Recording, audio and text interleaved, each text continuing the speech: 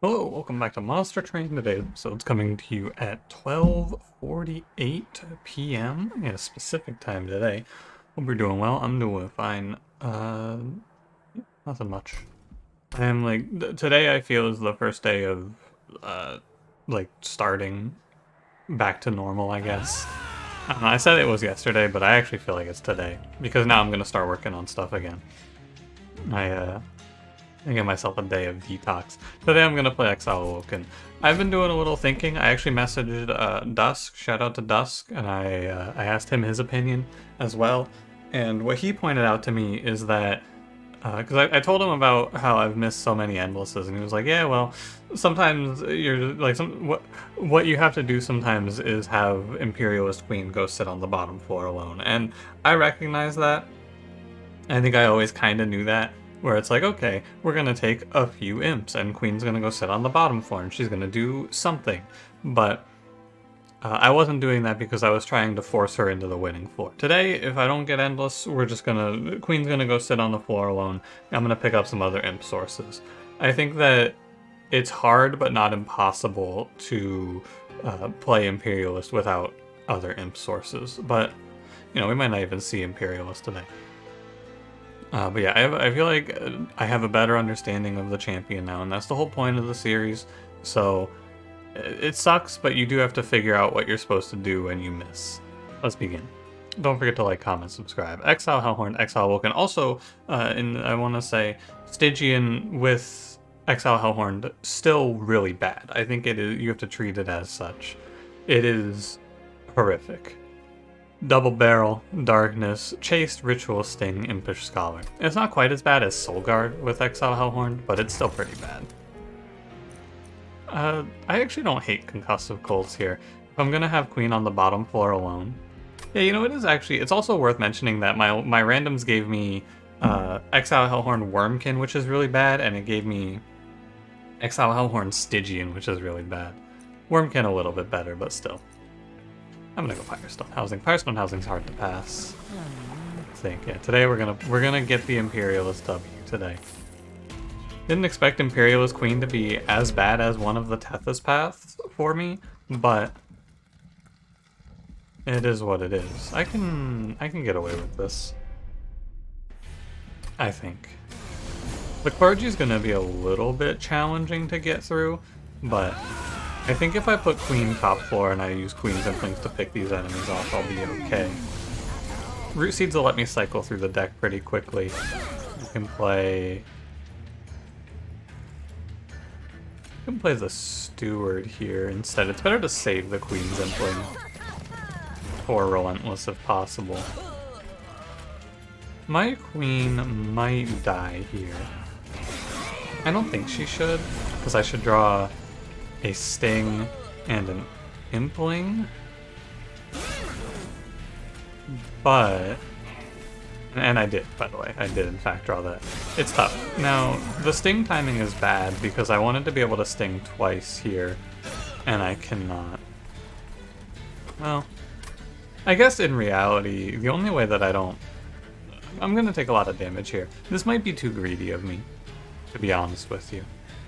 Do I have a Train Steward left? I do. I should play Root Seeds, and then I have Impish Scholar coming up. I'm gonna play Queen's Impling here. Gotta kill off the Clergy, that's priority one. Train Steward and Sting, and we do 103.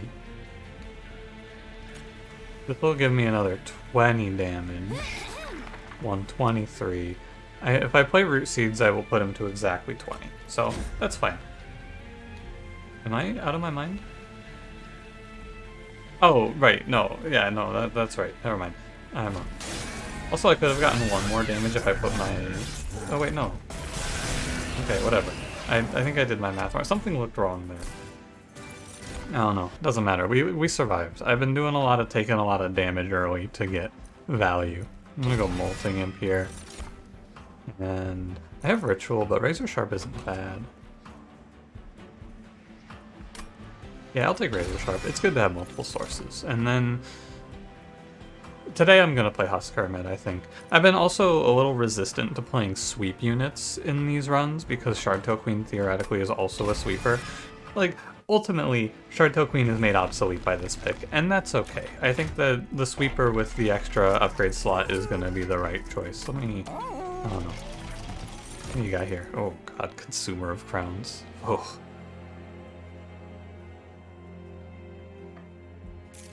That's not very good.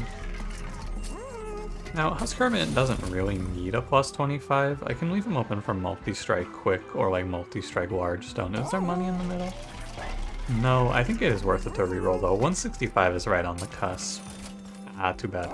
It's okay. Like 105 means that you can roll 95, 100, and 105, which is 3 hits that are good, and then 110, 115, 120. So it's like a 50-50 if that's viable or not. I think it's fine. I'm not gonna do any of this. We're strong, and I think that the best thing to do here is to... Too bad I don't have quick, huh? The best thing to do here, though, is basically just gonna be to let Shardtail Queen die. She's not gonna really play much of a role in this run. Because like her entire existence here is gonna be she'll throw out 1 or 2 hits maybe, and then she's out. This is just gonna be Husk Hermit, do your thing. And, you know, if this were the first run in this sequence of Shardtail Queen trying to win, I would be maybe a little more... I'd be maybe a little more interested in turning it around, but the game hasn't been giving me the setup I want, so we're just gonna move on. The hell away from me, Shardtail Queen. Cranberry was right. Can you believe it? It's 2 spikes. I should play a steward here? No, I should not play a steward here. Ritual battle is worth more. I think, anyway. You know what? Steward's actually worth more. Plus razor sharp edge. There you have it. Steward's worth more because he blocks 7 damage, I think. And Ritual is probably not worth quite as much. And here's what you want to see. I already have good damage scaling, so I'm going to play Welder Helper here. This sounds familiar.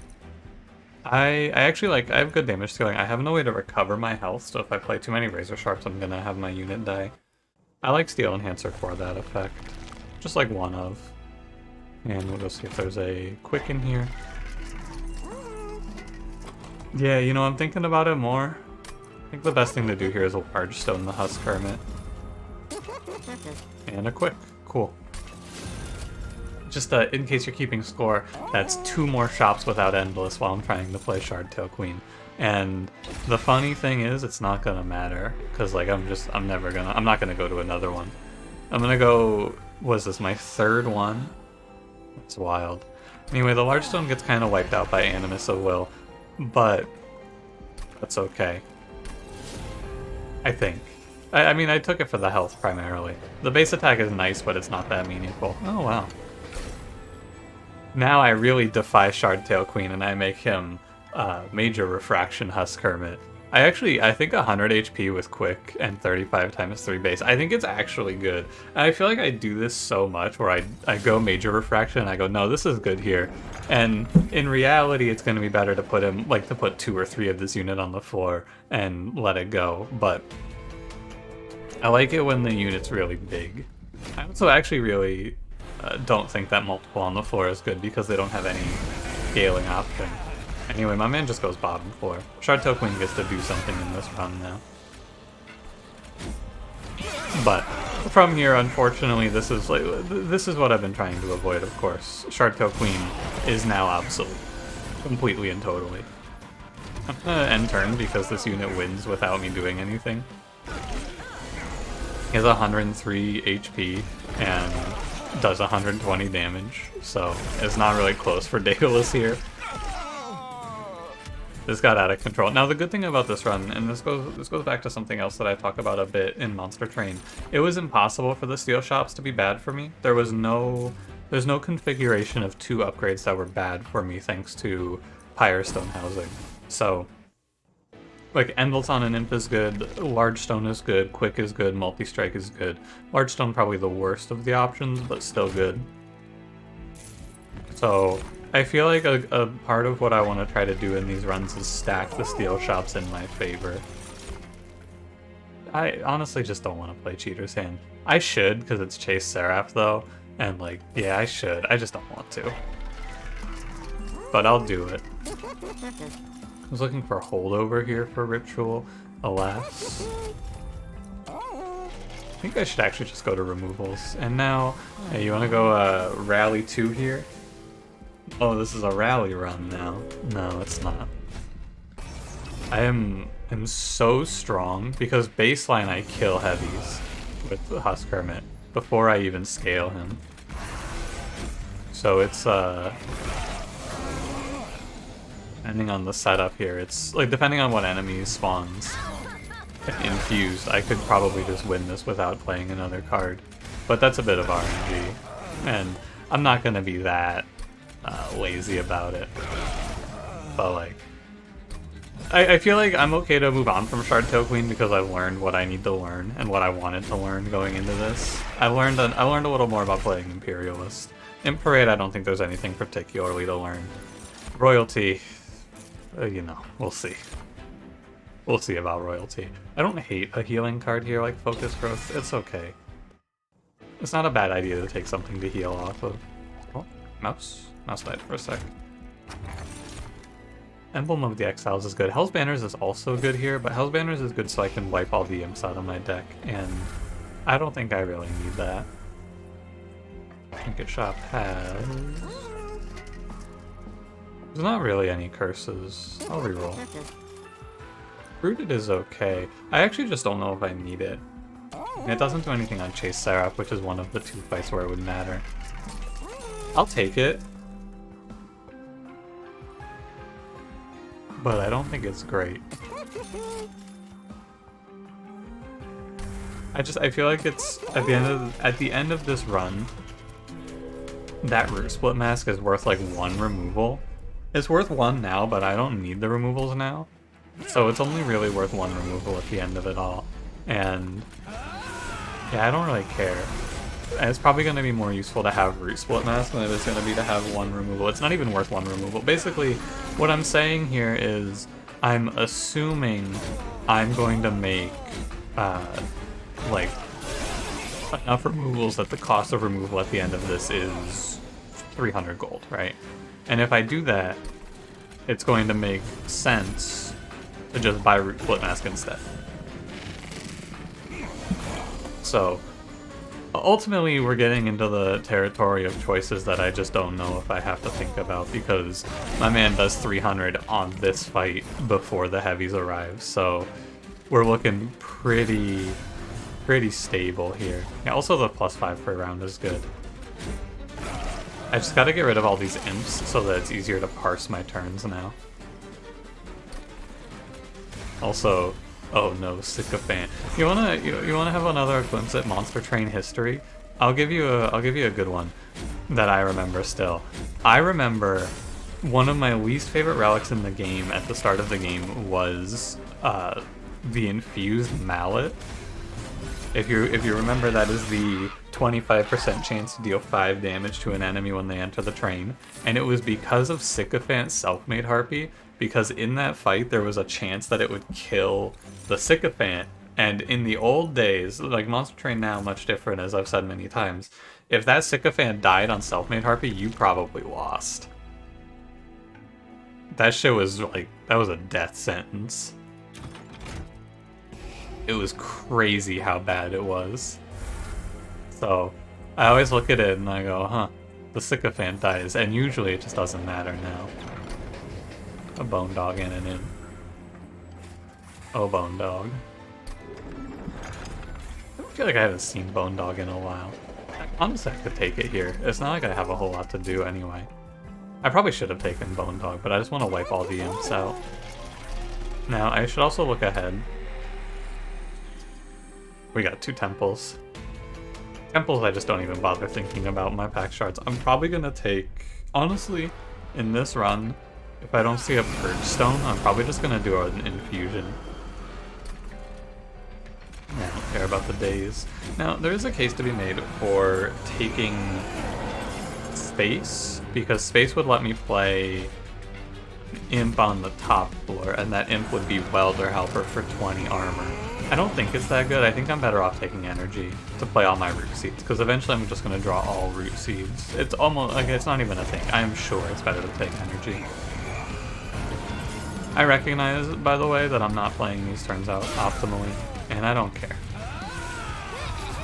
Shard-Toe Queen is on the floor. Like, it doesn't matter right now, so I'm kind of just speeding through this part to get to the part where I actually have to play the game. The base stats on Husk Hermit are so high, he's just gonna melt these enemies. Baseline, he almost kills the overcharged tank, so we have good damage scaling as well. Shard-Toe Queen. I'd say it's been a pleasure, but it hasn't. I don't know what else to tell you. This run would be functional as well with, but I guess more correct what I should say is the other way to play this run is with Horned Warrior, and with Horned Warrior you would put him in back, but I think that ends up needing Endless for Welder Helper. Well, most likely. I think actually what it ends up with is you have to put Shard-Toe Queen on her own floor. And you have to be able to let the Emblem of the Exiles give Horned Warrior some health. This is another way to play Imperialist, is with Transcendent. Also, this gives Endless Infusion, but I don't think I need anything here, actually. I'm going to take Energy, and we're going to play Focused Growth as my survival plan. And let's go look at the caverns. I've been looking for the Fabled 5 upgrade unit. Not today. It's good to go, like, I honestly think Nexus Spike as a double stack ritual is good. Give me 2 energy consume, 20 rage. That's fine. And I'm gonna buy some -1s. No holdover, but that doesn't really matter. I'm looking for it, but I'm not looking for it too hard. Imperialist Queen. I mean, when we get to Dire Channel, I'm not going to beat around the bush with Dire Channel. I'm going to play Dire Channel like this. Also, Purge Stone's not that good. I just want to get rid of these units, so...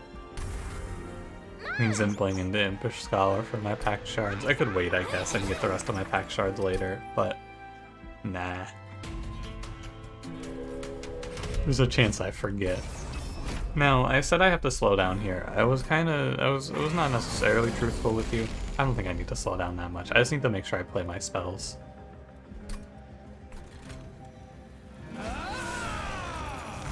And by play my spells, I mean play Ritual Battle. And it's, what, we're at 55 times 3. Let's see what we end up at here.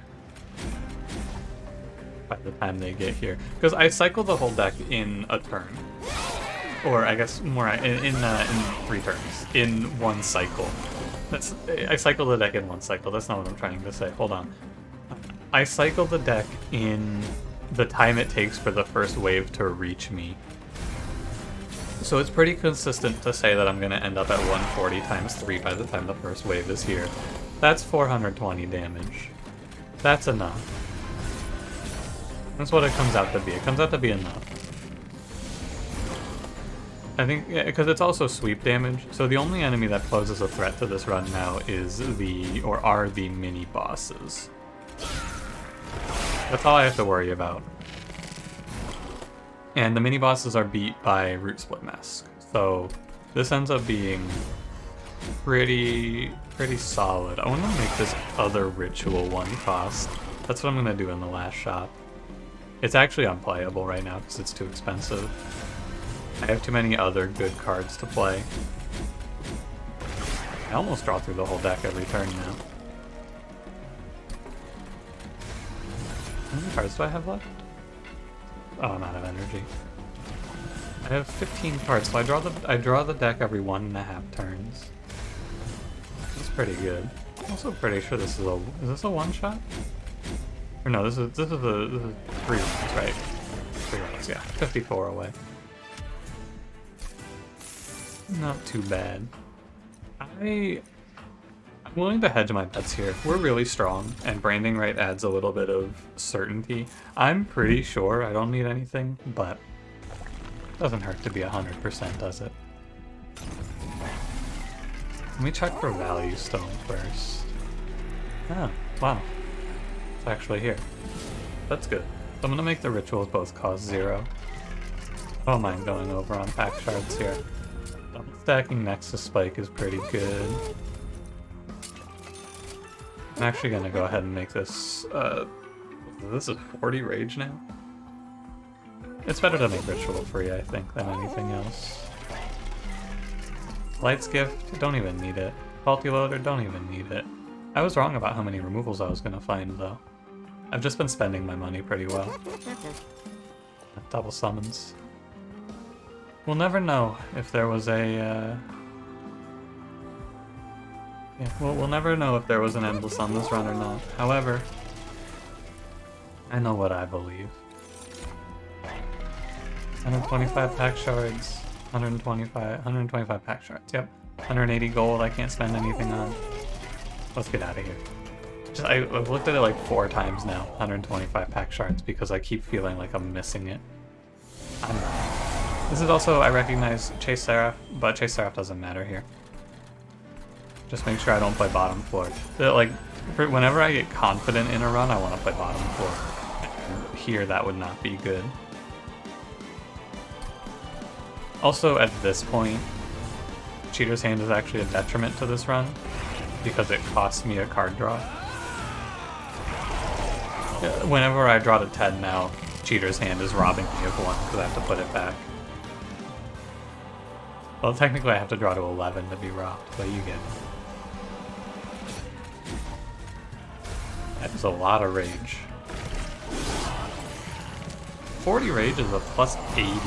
That's like, that has to be the biggest buff you can give, right?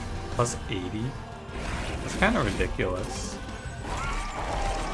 I mean, theoretically, there are multiple ways to give theoretically infinite buffs, but like, you know, on an average run, how often are you gonna play like Wax and Spike at 99 energy? The answer is you're not.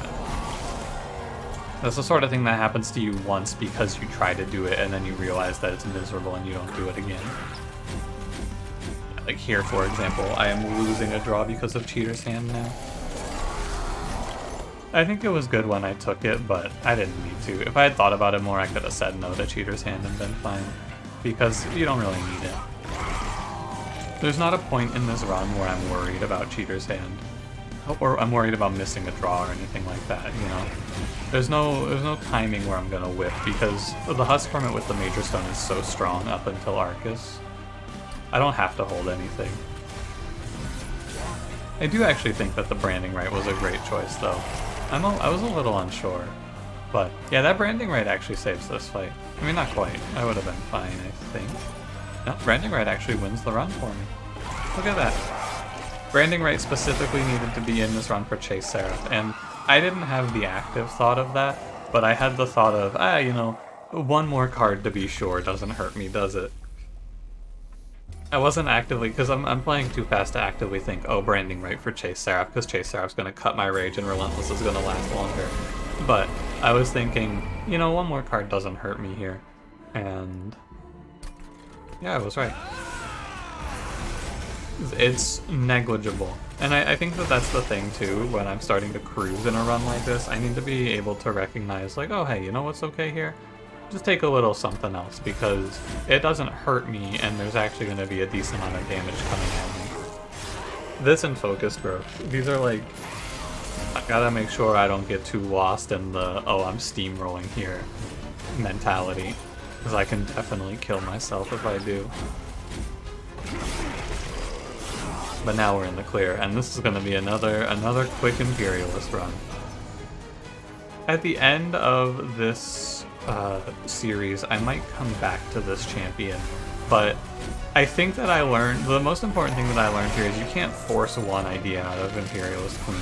You gotta keep it flexible, because despite what you may, and this is the sort of thought, by the way, that you only really have if you're trying to play and not like, and trying to lose never.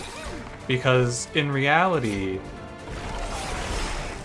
on average, you're gonna hit endless, right? If you go to every steel shop in a run, what are the odds? This is another probability question.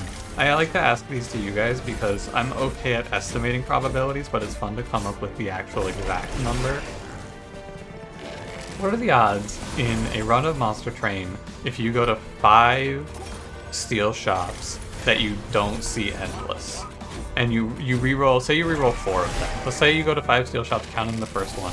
What are the odds that you don't see an endless if you re-roll 4 of them? So in the first shop, it's a 25% chance to see an endless, right? That one's easy. And then after that, it would be... I'm gonna do this as rough math because the video's ending, but it's just a 50% in each one of them to not see it, right?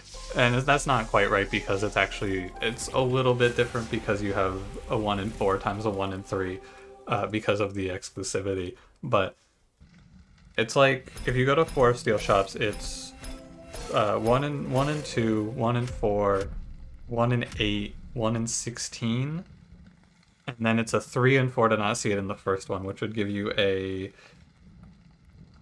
it's a 3 out of 64 is my rough math. I think that might be wrong. I might have missed it somewhere along the line. But I think the odds of not seeing a endless on a run where you go to 5 steel shops is pretty low. In the easiest way to think about it, it's a 1 in 32, assuming you reroll each one.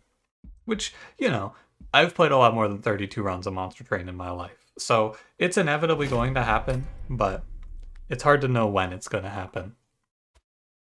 Sunday Foods Liquid. Monster Train, it's Monday. Anyway, thank you for watching.